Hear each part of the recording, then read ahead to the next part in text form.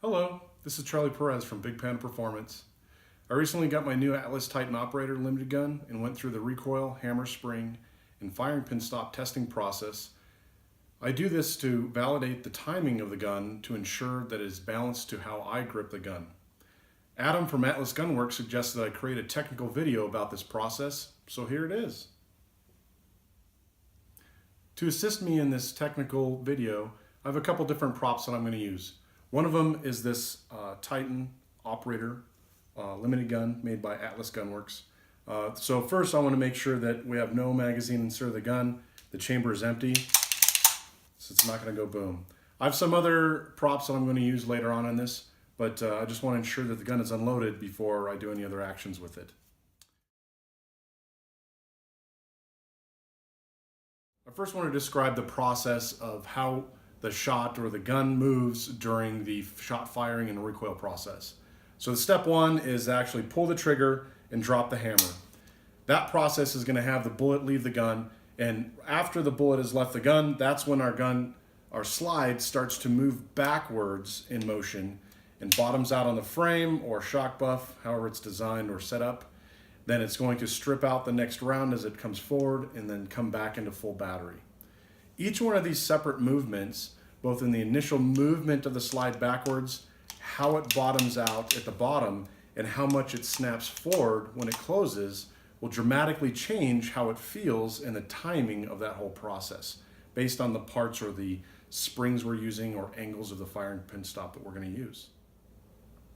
Tuning these components properly from one shooter to the next can be dramatically different based on how effectively the shooter grips the gun. Basically, what works for one shooter may not work for another. Configuring the gun movement profile as the slide cycles is a personalization effort. What one shooter likes could be what another shooter hates. Basically put, this is all about personal preference.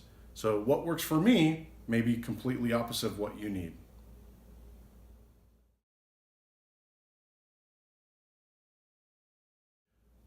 The first section we're going to talk about here is the recoil spring function.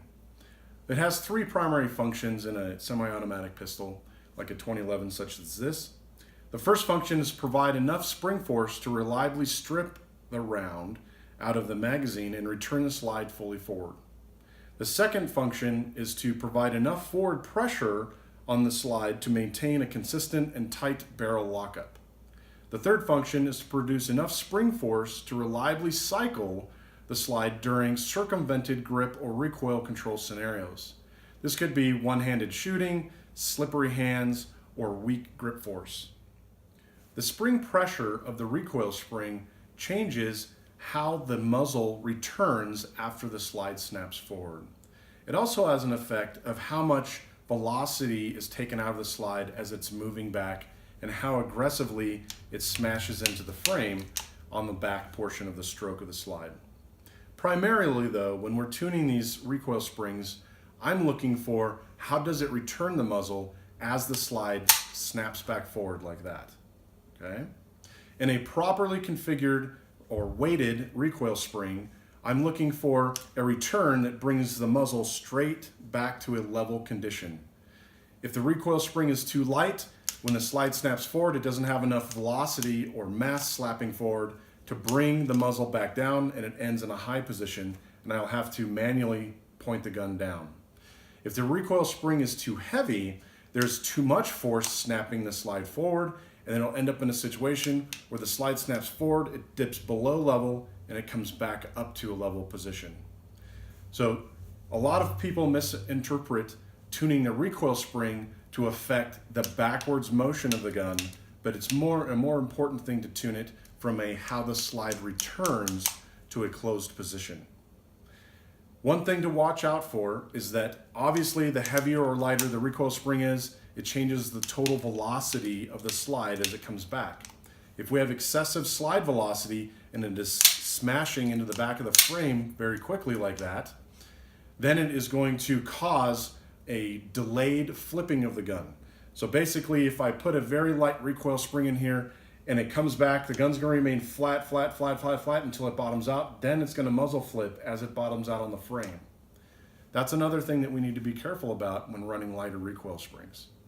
Another scenario that can happen here that it changes the movement of the gun during recoil is if it has a very heavy recoil spring, as it starts coming back, it starts tipping the gun up while the slide is coming back.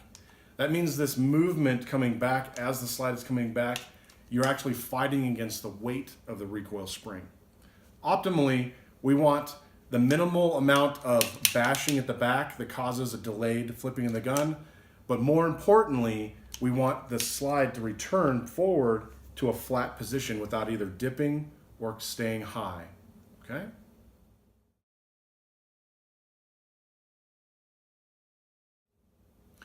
The next section we're going to talk about is the hammer spring function.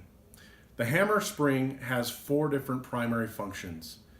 In this pattern gun in 2011, the hammer spring is located in the mainspring housing here. A lot of times people will call that a mainspring instead of a hammer spring. They're one and the same. The first primary function of the hammer spring is to provide enough hammer velocity to ignite the primers when we pull the trigger. The second function of the hammer spring is to provide enough hammer hook to sear engagement pressure to ensure a reliable engagement between those 2 parts. That's here I'm testing out the engagement of the sear and hammer hooks by overcocking the hammer and letting it go. The third function is to maintain a solid barrel lockup by holding the slide forward as the shot is fired. So when I pull the trigger, the hammer is pressing forward on the back of the firing pin stop to hold that slide forward as the shot fires and the bullet leaves the barrel. The fourth function is to assist in controlling the slide velocity by resisting the initial rearward movement of the slide. So right now the hammer is down. As I push the slide back, there's an additional amount of effort I need to overcome that hammer. Now we can talk about hammer spring rate scenarios. In an optimally configured hammer spring rate, it is controlling 2 different styles of movement of the gun during the recoil process. The first type of movement I like to call the tip up of the gun. This would be as after the bullet leaves the barrel, the slide starts moving back, but the hammer is resisting that rearward movement, causing the muzzle to tip up during that initial cocking of the hammer. The secondary motion is when the slide is bottoming out and it hits the frame, and that causes a flipping of the gun because of this excessive slide velocity when it comes back.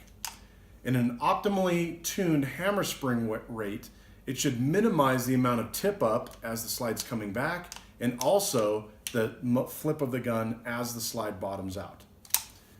If the hammer spring is too light, you will obviously not get very much tip up as the hammer is cocked, but you'll get an excessive amount of slide velocity, leading to the gun muzzle flipping a lot as the slide bottoms out. If the hammer spring is too heavy, you're going to have an excessive amount of tip up as it is trying to cock the hammer, and then a lesser slide velocity, so you will not feel or see the tip up of the gun at the bottoming out on the frame. It's a fine balance to strike between having a hammer spring that is too heavy versus too light. We want to minimize the tip up, but we also want to minimize the slide velocity so it doesn't flip at the end of the bottoming out of the slide.